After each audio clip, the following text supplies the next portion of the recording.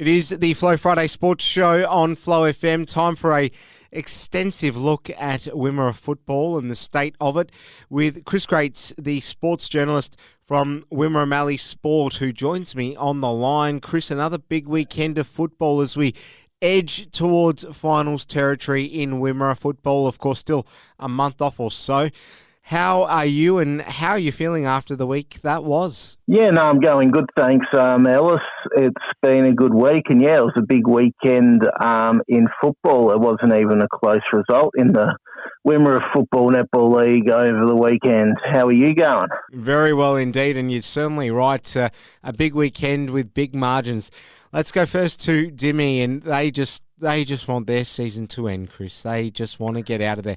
Losing to the Thunder, which we thought they would, 46 to 148, by more than 100 points here, Chris. Really not flattering stuff, is it? No, it isn't. They can't wait for their season to be over, as you said.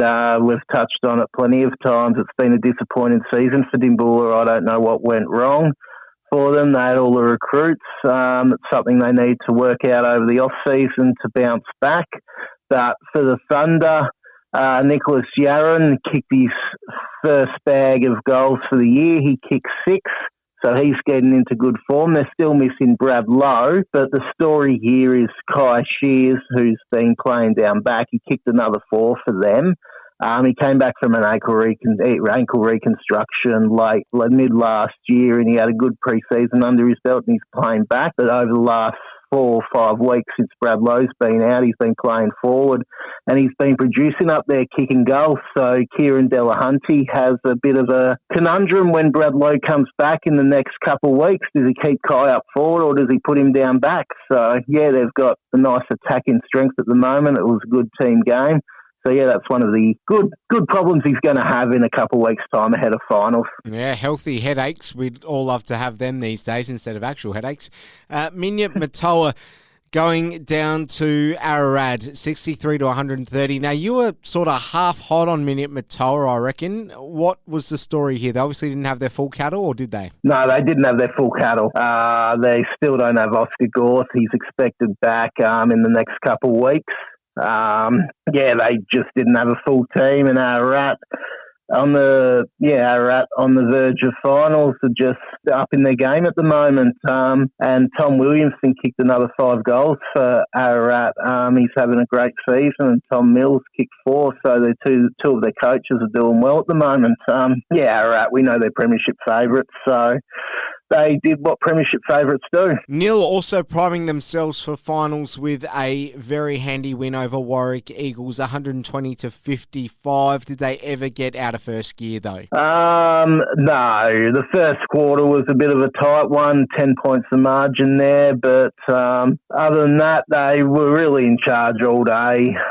We know what the Eagles are like. They can't string 4 quarters together. They struggle to string 1 or 2 quarters together. So, Nhiill, it was just a comfortable win for them in the end, the win they needed, especially a nice percentage boost like that. And the Eagles, they've only got a couple matches, 2 matches left, because they've got the bye in the last round. So they'll be looking at finishing the season on a high, but it's been a productive year for the Eagles so far. Yeah, they've only won 1 game, but they've shown a lot of improvement, and they're building towards next year. Massive win for Stall, probably the most, I guess, I'm not sure if unexpected is the right word, but certainly the biggest headline out of the week. Stall beating Horsham Demons 100 to 65. Yeah, I did not expect this margin. As I said last week, I thought it would be a close game. Horsham, they were in the lead by 15 points a quarter time. And from there, you look at that, they kicked 6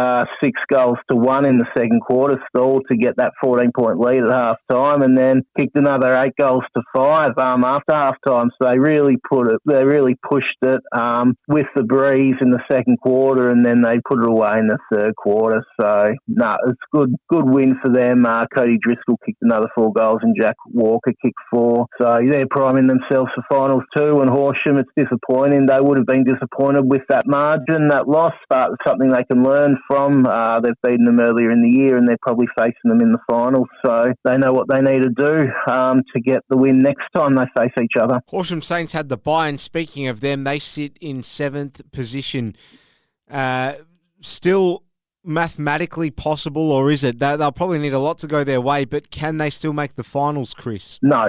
They're out of finals contention. They're 2 games behind 5th, but their percentage is 77.97 and Nhiill's is 112.89. So worst case scenario, they get up to 7 wins, the same as Nhiill, but they're not going to get 35% over the next 3 weeks. So their season is done and dusted. It's about building for next year now. It's a shame. They've had a lot of injuries this year. They've been one of the teams that's been crippled with a lot of injuries, but the bright side for that is they've blooded a lot of younger players, so they're going to be better off for it. Is it, a case of Nhill having one hand on 5th there? Is it very unlikely that Minyip Matoa can take that 5th spot? No, Minyip Matoa is still a chance. They've got a bye in the net. There's 3 rounds left and they've got only 2 games to play, and Nhill has 3.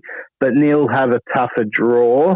For Minyip Matoa to make the finals, they really need to win this week. But if they don't win this week, when we touch upon that soon, it may not all be bad news for them yet. So they're still in the hunt, 100% in the hunt. It's just a matter of if they get their players back and what happens over the next week or 2 for them. Fascinating machinations.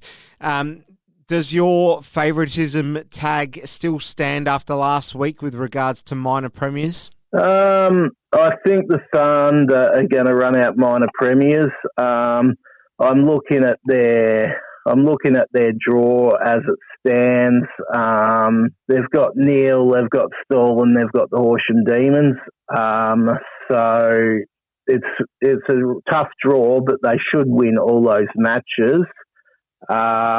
Whereas Ararat also have Nhill and Ararat also have Stall, but Ararat have Dimboola. But they're going to really need to beat Dimboola by a lot to try and make up that percentage. All right, because at the moment they're 15% behind. Let's talk about tomorrow's games then, starting with Ararat and Dimboola. No chance Dimboola give us some sort of unexpected, glorified farewell for their season, is there? No. As I just touched upon, Ararat, they really need to come out and win this. If they want top spot on the ladder, they can't rely on the Thunder losing. They need to come out and win this quite convincingly and try and make up that 15% differential they've got at the moment. And at home, this is going to be over 100 points. This is going to be about 120, 130. I think they're just going to blow them away. Could get ugly. Minyip Matoa, Horsham Saints is a dead rubber for them, so they need to win. No excuses for them. Yeah, Minyip Matoa, they need to win this game. As mentioned, Horsham are playing for pride, but Minyip, this is an important game. If they win, they stay in touch for the finals. If they lose, they're still in touch for the finals because Nhill have a hard draw. But that all will depend on what happens with Nhill in the next game we're going to talk about. It's a must-win for Minyip. I think they'll get over the line. They'll get over the line by about 4 goals. Well, you went there, and I'm glad you did. Good segue, because I feel that we're going to get a shootout between the Southern Mallee Thunder and Nhill. What do you reckon? Potentially. If Nhill win, they're in the finals. They've locked their final spot away. If Thunder, the Thunder, it's going to be a high-scoring game. I don't think Nhill will be in the game for that long. At home at Rainbow, I've just got a feeling that Thunder, they got their groove back. Well, yeah, they played Dimboola, but they got their groove back last week, so I still see the Thunder winning this by about 9 goals. And you'd certainly bet almost anything on Stall beating Warwick Eagles, right? Yes. See, with Stall, they're not completely out of top spot yet. They're a game behind. Their percentage is woeful, but there's still potential to get top, but they'll come out and they'll win big because they just want to make a statement ahead of finals. They're not going to go into the game taking it easy. I spoke to Tom Eckel, their coach. earlier in the week, and he pretty much said they're going to come out and try and win by the biggest margin they can. There we go. No holds barred football. Before we let you go, Chris, let our listeners know where they can go to buy the Wimmera Mallee Sport. Yeah, so Wimmera Mallee Sport is our sports-only paper released every Tuesday. 20 pages of content each week, plenty of sports we talk about. You can get it for wherever you get your newspapers in the Wimmera. And if you can't get access to newspapers, you can go to wmsport.com.au, sign up to our online edition for a 3, 6, 9 or 12-month subscription. And not only do you get Wimmera Mallee Sport, digital edition and all the content on the website, you also get the Horsham Times, Nimbulla Banner, Warwick Herald and Rainbow Argus as well. So it's good value for money and you can read what's happening all around the Wimmera. Sure is great value. Chris Graetz, the Wimmera Mallee News journalist, thank you very much for your time, as always, on the Flow Friday Sports Show, and enjoy all the football across this weekend. Thanks, Alice. Thanks for having me. Have a great weekend.